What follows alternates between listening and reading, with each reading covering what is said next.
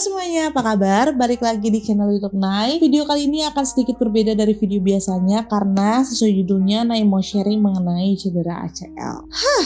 Video ini akan lebih ke cerita-cerita aja pengalaman Nay dan sedikit journey dalam menghadapi cedera ACL ini dan sebagai diary juga buat Nay sebenarnya. So let me make this video, okay? Background story-nya, sekarang tanggal 23 Mei 2024 jam 23 ya, jam 11 malam. Dan ini adalah 2 hari tepat setelah aku dibacakan hasil MRI sama dokter di Siloam Karawaci. Aku akan ceritakan sedikit background story cederaku karena cedera ACL-ku di kedua kaki, di kaki kiri dan kaki kanan.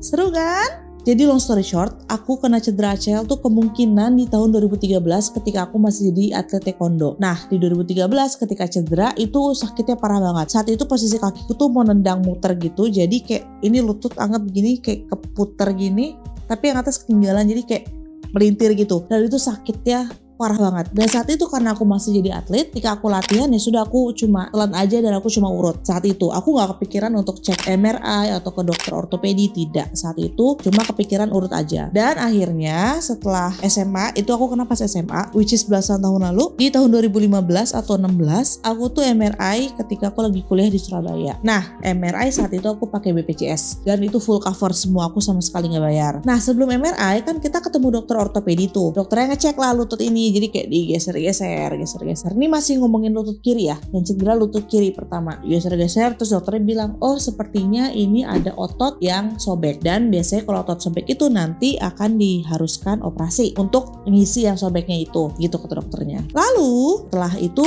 MRI dan ketika hasilnya keluar, jujur aku lupa apa aku balik ke ortopedi apa enggak, tapi intinya aku memutuskan untuk gak mau operasi. Karena ketika itu dokter mengatakan kalau operasi kaki itu recovery-nya minimal 3 bulan pakai tongkat dan setelah itu masih harus fisioterapi dan lain sebagainya. Sedangkan saat itu aku lagi kuliah dan lagi sibuknya ke pengurusan event dan mau TA juga dan lain sebagainya. Jadi kayak mana gue mau pakai tongkat, sedangkan lab gue aja di lantai 3 waktu itu. Jadi lah akhirnya aku memutuskan ya sudah, aku close kaki ini. Kalau emang sakit aku kasih koyo. Hi, Phil Swift here for Flex Tape, the super strong waterproof tape. Dan sejak saat itu ketika sakit emang aku cuma ya udah dibiarin aja. Lama-lama tubuhku udah terbiasa sama sakitnya kaki ini. Jadi kalau kakiku ini dalam keadaan panas, maksudnya tuh aku terlalu sering pakai jalan, terlalu sering berdiri, itu memang pasti dia akan kayak kegeser lagi. Jadi nih, ya kan lutut harusnya geraknya begini ya, Bun ya. Nah, kalau kakiku lagi panas itu, lututku tuh ke samping. Tapi kayak balik lagi. Udah gitu aja, dan itu sering kalau kakiku tuh lagi sakit banget. Setelah sekian tahun sampai di 2024 ini aku telan aja itu sakitnya, kayak sudah terbiasa menikmati rasa sakit itu. Lalu di 2024 which is seminggu lalu, kaki kananku ini tiba-tiba mengalami hal yang sama, tapi bukan karena lagi nendang muter, tapi tiba-tiba aja ketika lagi jalan agak menghentak sedikit, kaki kananku tuh kayak geser juga gini, ini kanan gini sekarang ya, tek gitu ke samping, tek balik lagi tapi. Jadi kayak keluar dari tidur tapi balik lagi. Dan itu sakit banget. Sakitnya sama ketika dulu kaki kiri pertama kena. Cuma emang gak sesakit yang kiri. Karena yang kiri tuh sakitnya karena melintir. Jadi lebih sakit. Tapi ini sampai kakiku tuh gak bisa nekuk. Gak bisa. Pokoknya serba salah, sakit banget. Jalan sakit, naik tangga sakit. Dan saat itu langsung gue tuh ngerasa kayak ini kaki kanan gue sudah tidak sanggup menanggung beban. Karena secara tidak sadar selama belasan tahun itu aku menumpukan bebanku ke kaki kanan dibanding kaki kiri, karena kaki kiriku lebih cedera. Jadi memang kalau lagi olahraga atau lagi dulu waktu zaman taekwondo aku lebih sering pakai yang kiri jadinya, karena kaki kiriku nggak bisa jadi tumpuan. Dan jadilah si kaki kanan ini menerima beban lebih selama ini. Dia menjadi tumpuan hidupku selama ini.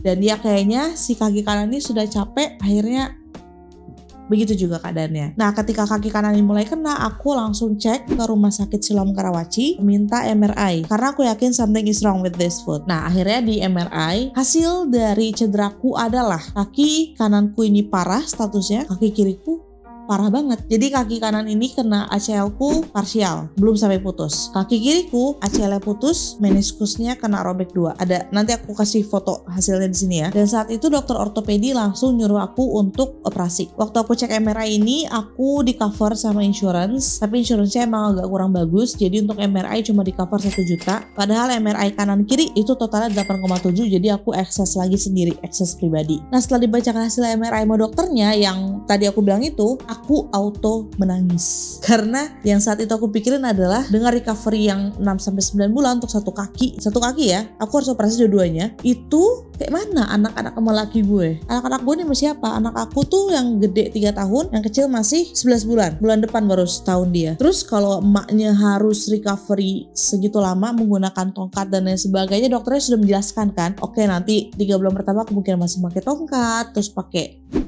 alat apa gitu di kaki yang hitam-hitam itu, gue lupa namanya. Terus itu yang langsung gue pikirin di ruang dokter itu, gimana anak gue? Biasa ibu-ibu pikirannya anak-anak kan, terus gimana laki gue nanti makannya?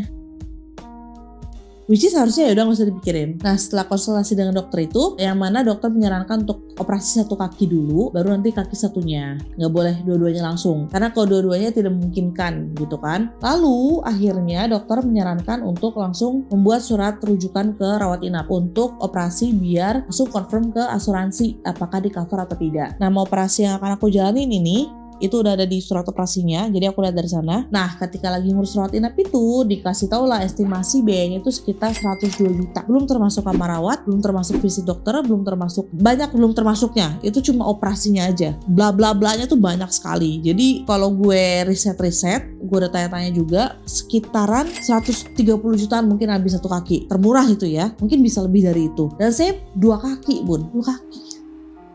Nah, gimana, pusing kepala mikirnya kan. Nah, dan aku tuh sangat yakin asuransi kantorku yang ini gak akan full cover. Pasti kita harus nombok. Karena kalau dari preminya kita tuh maksimal cuma di cover paling 50 jutaan, maksimal banget itu. Sedangkan itu setengahnya aja enggak. Akhirnya kita memutuskan untuk BPJS untuk operasi ACL ku ini, yang mana kiri dulu, kita fokus kiri dulu karena yang paling parah yang kiri. Lalu dimulailah journey kita mencari informasi soal BPJS. Nah sekarang tuh aku statusnya masih riset karena aku masih memindahkan paskesku yang dulu di Surabaya balik ke sini. Jadi selama belasan tahun aku udah gak pernah pakai BPJS itu, karena ya terakhir MRI lutut itu aja terakhir banget. Jadi sekarang statusnya aku masih riset, tanya-tanya teman-teman aku yang mungkin punya pengalaman yang sama soal ACL dan menggunakan BPJS. Dan dari hasil risetku itu saat ini ya di 2024, untuk BPJS Kesehatan di Jabodetabek itu rata-rata nggak cover full. Jadi kita harus nombok juga kalau BPJS Kesehatan. Tapi kalau pakai BPJS Ketenagakerjaan itu full cover. Nah karena kebetulan aku ini nggak punya BPJS TK, jadi aku cuma bisa berharap sama BPJS Kesehatan yang mana nggak full cover. Tapi ada salah satu cerita dari temennya tetanggaku, yaitu cerita suami itu punya cedera yang sama aku, ACL putus, terus meniskusnya juga robek. Dia itu pakai BPJS Kesehatan, tapi dia operasi di Jogja, di rumah sakit UGM dengan Dr. Lutfi.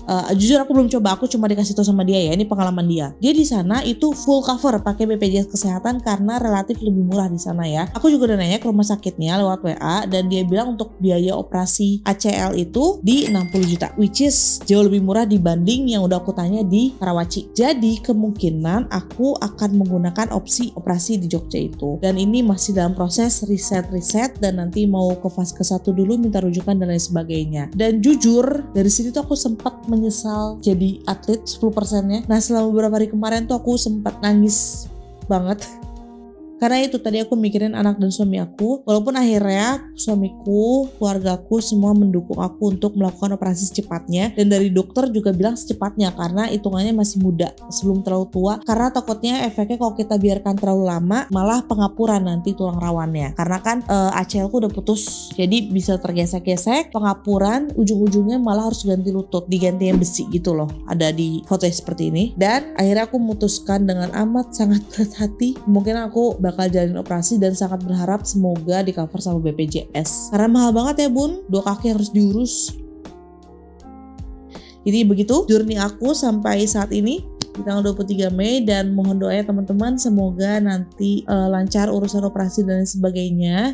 Kemungkinan video ini bakal aku up setelah semua urusannya selesai, jadi kayak ini diariku aja. Ya sekian sharing mengenai ACL-ku. Pesan dari aku teman-teman, kalau kalian emang ada cedera, kalian ada sakit apapun itu, segera diobati sebelum makin parah. Karena kalau udah parah itu ya duitnya, ya waktunya. Dan kalau kalian mungkin ada biaya lebih, aku saranin banget kalian punya tambahan asuransi lain selain BPJS yang cukup bagus ya asuransinya. Karena kalau udah keburu ada penyakit, biasanya asuransi itu udah gak mau terima asuransi kesehatan itu. Jadi ya gak di cover juga penyakit kalian. Nah udah sekian sharing dari aku. Next aku akan upload lagi mengenai journey ACL-ku. Semoga membantu ya teman-teman. Sampai ketemu di video berikutnya. Kalau kalian mau tanya-tanya, insya Allah kalau aku bisa jawab aku akan jawab. Jadi kalian bisa komen di bawah atau DM di IG aku @nadiarahmatin. Sekian video ini. Terima kasih udah nonton.